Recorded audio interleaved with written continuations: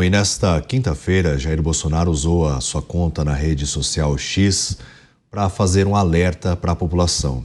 Ele escreveu, segundo o ex-presidente, que a atual gestão fará com que o Brasil se torne uma Venezuela. O líder conservador exibiu um vídeo pedindo para que seus seguidores fizessem uma comparação simples e tirassem suas próprias conclusões. Na peça, o narrador afirma que a base aliada do governo ajudou o regime de Nicolás Maduro a se tornar o que é hoje, apoiando a saída de investimentos do país vizinho, depois dos ricos e empresários da classe média, né, restando apenas os trabalhadores que estavam ligados ao sistema ou que não conseguiram fugir. Por fim, Bolsonaro afirmou que o BNDES financiou as gestões de Hugo Chávez e Nicolás Maduro, culpando também a atual gestão pela crise na Venezuela. Beraldo, eu gostaria de te ouvir sobre esse assunto. David, vamos lá. Primeiro, são realidades distintas o que aconteceu na Venezuela para a dinâmica que temos aqui no Brasil. Na Venezuela, houve um golpe dado pelo Hugo Chávez, que era um membro do Exército, um membro menor do Exército, e quando ele toma o poder, foi, se não me engano, a sua segunda tentativa de tomada do poder, ele leva para a administração pública toda aquela turma dele medíocre que estavam nas Forças Armadas e eles tiram os militares graduados, as pessoas graduadas em posição de poder, e aí há a ascensão dos medíocres. Esses medíocres que estavam ali liderados por Hugo Chávez e que depois Hugo Chávez foi substituído por Nicolás Maduro, que nunca demonstrou qualquer qualificação para ser presidente da República, eles optaram não por extrair riqueza do país, sobretudo da parte do petróleo, que na Venezuela hoje está completamente degradada, apesar de todas as reservas que existem na Venezuela, da imensa, da multibilionária riqueza que está ali nas águas venezuelanas.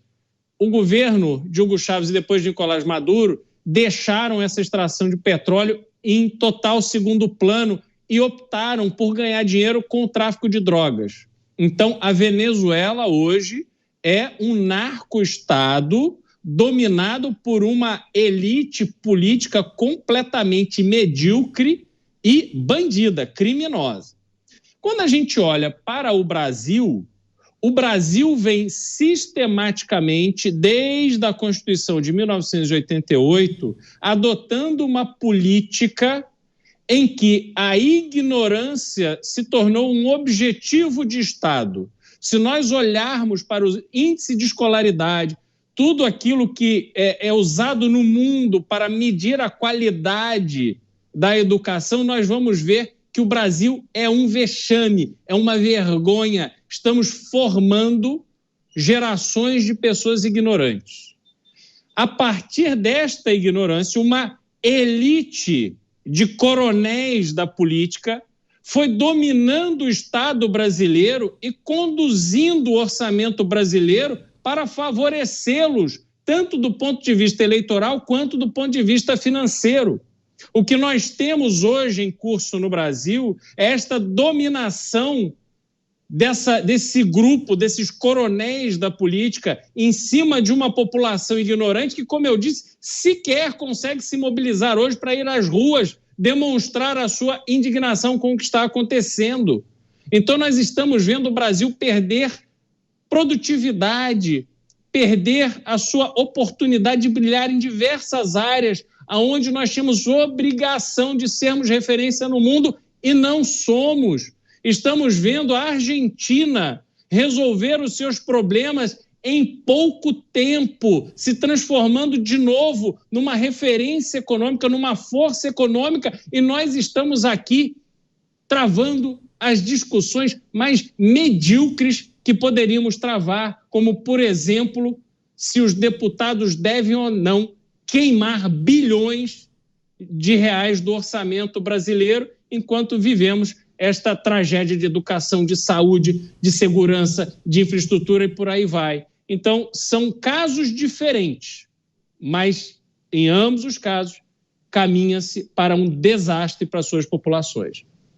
Mota, qual a sua análise sobre essa convocação do ex-presidente Jair Bolsonaro para que os seguidores, compartilhem, façam vídeos realmente falando sobre essa questão de que o Brasil pode se tornar a Venezuela?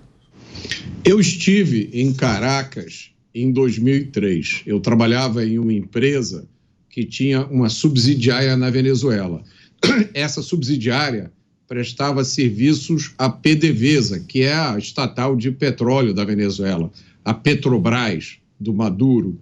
E eu testemunhei essa tragédia. Eu vi os primeiros passos dessa tragédia, eu vi a classe média venezuelana indo embora para Miami, aqueles que podiam.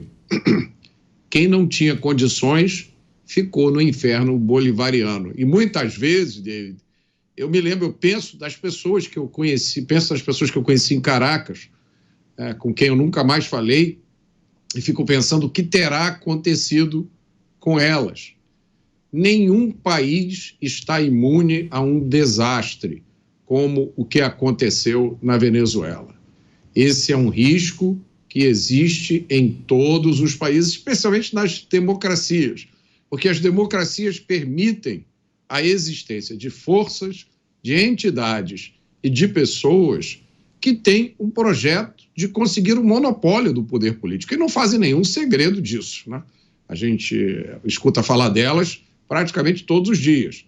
E, geralmente, essas pessoas chegam falando manso, sempre prometendo cuidar dos pobres, prometendo milagres, acabar com a fome, acabar com a desigualdade, acabar com a pobreza.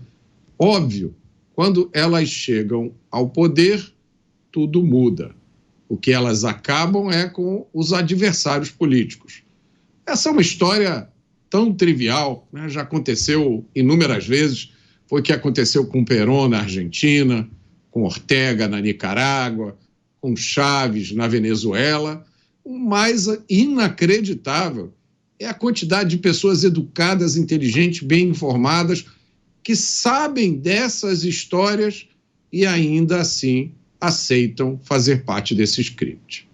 E essa fala do ex-presidente Jair Bolsonaro vem num cenário onde algumas entidades pediram que o presidente Lula faça um reconhecimento de Nicolás Maduro como presidente eleito legitimamente pelo povo na Venezuela, Entre essas entidades, eu me lembro da Associação Brasileira de Imprensa, MST, entre outras, Beraldo. Só gente boa, só gente preocupada com o Brasil e com a nossa imagem no exterior. Afinal de contas, David, o Brasil voltou. Estamos dando um show aí na geopolítica mundial. Acho que vai caber ao Brasil, inclusive, resolver a guerra entre a Ucrânia e a Rússia. Acho que iam ser resolvidas as diferenças ali numa mesa de bar, tomando uma cervejinha, e por aí vai. Então, assim, não dá para levar a sério esse tipo de manifestação, porque essas entidades, elas têm um viés muito estabelecido de apoio incondicional ao governo brasileiro e, a partir disso, elas vão criando justificativas para que o governo brasileiro faça aquilo que ele está a fim de fazer desde o dia da eleição, que é manter a amizade, manter a relação cordial e, por que não, a relação de submissão a Nicolás Maduro. Mas não me peçam para explicar o motivo de alguém que está no governo do Brasil, o maior país da América do Sul, a economia mais relevante da América do Sul, ter tanto dedo para tratar com um narcotraficante procurado pelos Estados Unidos. É um conjunto de justificativas incompreensível para qualquer pessoa séria e de bom senso. E aí, David, eu queria só complementar a comparação que fiz entre Brasil e Venezuela, porque há um elemento fundamental. À medida que a ganância e a incompetência de Chávez e Maduro os levou para o tráfico de drogas, o petróleo, a riqueza da Venezuela, de uma certa forma, ficou sendo preservada, está sendo preservada. A produção ela é muito pequena em relação ao que poderia ser.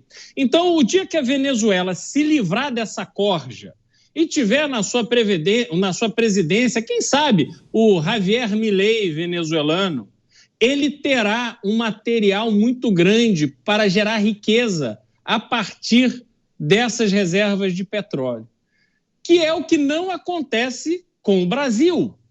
O Brasil vem extraindo as suas riquezas há séculos e segue extraindo cada vez mais, apesar de todas as nossas reservas de petróleo. A Petrobras foi saqueada às dezenas de bilhões de reais por sanguessugas que orbitam na política brasileira. Então, a diferença entre o Brasil e a Venezuela é que quando tivermos um governo que realmente faça a coisa certa para colocar o Estado brasileiro no prumo, infelizmente, teremos menos riquezas do que tínhamos, teremos menos material para trabalhar e sustentar o nosso desenvolvimento.